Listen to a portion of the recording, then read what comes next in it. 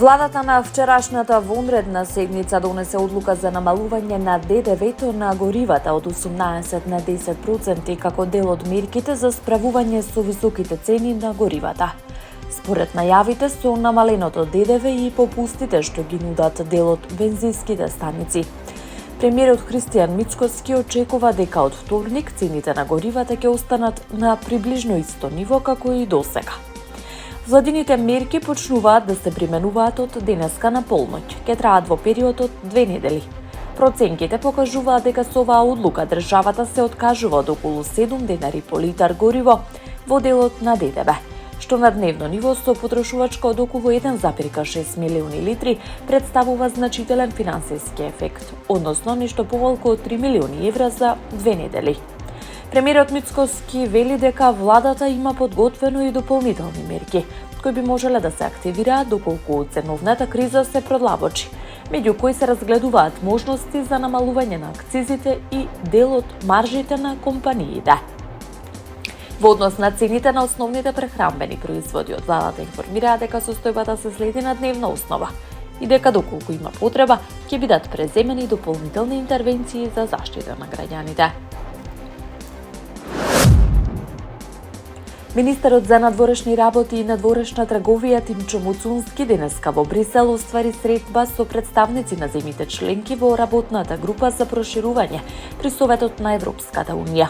Како што информираше тој, на состанокот ја реафирмирал посветеноста на владата кон европскиот интегративен процес, со акцент на спроведување конкретни реформски мерки кои имаат за цел подобрување на животниот стандард на граѓаните и усогласување со европските стандарди. Муцунски нагласил дека во разговорите бил представен напредокот во реформската агенда, како и континуираната координација меѓу институциите и нивниот активен пристап во процесот на европската интеграција. Додаде дека направил и пресек на тековните активности што ги презема владата, со цел забрзување на интегративниот процес. Во своето обраќање, министерот ја истакнува и потребата од јасен, предвидлив и на заслуги заснован пристап во процесот на проширување на Европската Унија, оценувајќи дека тоа е заеднички интерес и за земјите кандидати и за земјите членки на Европската Унија. Во јануари 2026 година просечната месечна исплатена нето плата по вработен во земјава изнесувала 46.617 денари, што представува зголемување од 8,3% во споредба со истиот месец во 2025. Податоците покажуваат дека раст на платите е забележан во неколку сектори, меѓу кои административните и помошните услужни дејности, трговијата на големо и мало со поправка на моторни возила, како и преработувачката индустрија. Во овие области се евидентирани значителни процентуални зголемувања, што укажува на позитивни движења на пазарот на труд. Од друга страна, во споредба со декември 2025 година, намалување на платите е забележано во секторите транспорт и складирање, градежништво и финансиски дејности. Во истиот период, просечната бруто плата по вработен изнесувала 70.066 денари, следејќи слични трендови како и нето платите по сектори. Овие податоци укажуваат на континуиран, но нерамномерен раст на платите во економијата, со разлики меѓу различните индустријски гранки. Поранешниот прв вице-премиер Артем Груби останува во домашен притвор под 24-часовен полициски надзор, откако Скопскиот кривичен суд го прифати барањето на обвинителството за продолжување на оваа мерка. Груби, кој се врати во земјава на 23 февруари по повеќе од 14 месеци бегство, е првоосомничен во случајот поврзан со сомнителни набавки на апарати за видеолотарија. Според проценките на Министерството за внатрешни работи, во овој случај државниот буџет бил оштетен за повеќе од 8 милиони евра. Иако за вакви кривични дела вообичаено се определува затворски притвор, во неговиот случај судот се водел од безбедносни сознанија доставени од АНБ и МВР, кои укажувале на можни закани по неговиот живот. Меѓу нив, како што е наведено, постојат и разузнавачки информации за потенцијално ангажирање платени убици од соседна држава, поради што мерката притвор се издржува во домашни услови под строг надзор. Одбраната, предводена од адвокатот Гоце Ристевски, наведува дека е при крај со анализа на обемната документација во случајот.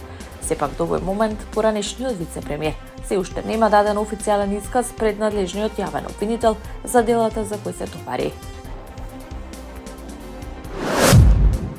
Во текот на продолжениот викенд од 20 до 22 март оваа година, Министерството за внатрешни работи спроведе засилени сообраќајни контроли на патиштата низ државата, при што биле издадени вкупно 1699 платни налози. Најголемиот дел од утврдените прекршоци се однесуваат на пречекорување на дозволената брзина на движење.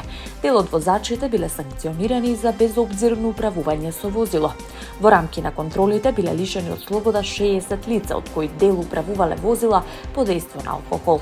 Полицијата санкционирала и учесници во сообраќајот поради неносење заштитна опрема кај мотоциклистите, како и прекршоци кај пешаците.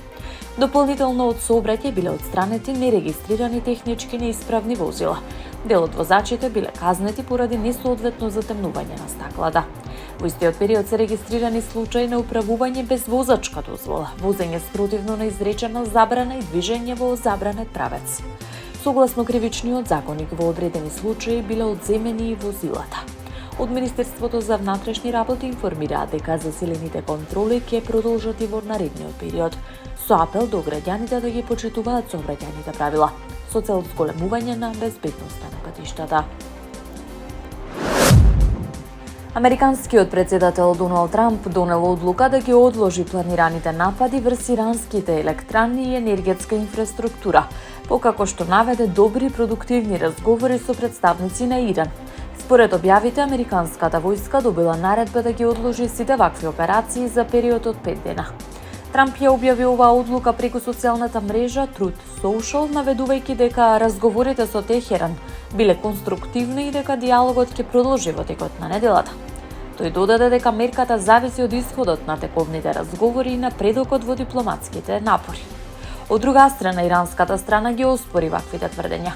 Според извештаи на новинската агенција Фарс, поврзана со корпусот на иранската исламска револуционерна гарда, неименуван извор од Иран изјавил дека нема директен или индиректен контакт со Трамп.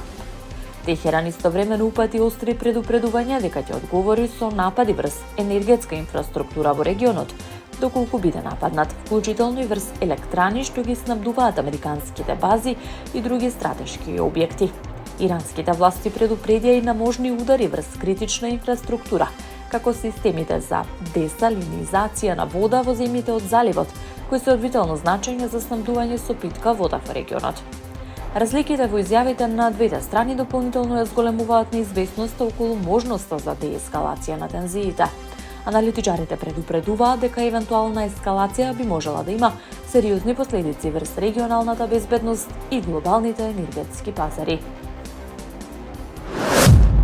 Портпаролот на оперативната команда на иранската војска Хатам Аламбија изјави дека доколку Иран биде нападнат, како одговор ќе биде цел на напади енергетската, информатичката инфраструктурата за десалинизација, поврзана со САД и нивните сојузници во регионот. Тој не прецизираше на кој конкретно режими се однесува изјавата, но порача дека одговорот би бил опфатен и значаен. Во меѓувреме, американскиот председател Доналд Трамп упати ултиматум до Иран да го отвори Ормунскиот теснец за поморски сообраќај во рок од 48 часа, предупредувајќи на можни последици врз иранската енергетска инфраструктура, доколку тоа не се случи. Напнатоста се засили по ракетни напади за кои се наведува дека биле изведени од Иран врз градови во јужен Израел, при што беа погодени објекти во близина на чувствителни локации. Десетици лица беа повредени. Според извештаите, нападите предизвикале значителна материјална штета и голем број повредени лица. Паралелно повторно се нагласува стратешката важност на инфраструктурата за десалинизација во земјите од заливот, кои во голема мера зависат од овој процес за снабдување со питка вода. Размената на закани и ударите врз енергетски цели укажуваат на натамошна ескалација на тензиите, со ризикот по широки последици врз безбедноста и стабилноста на Блискиот Исток.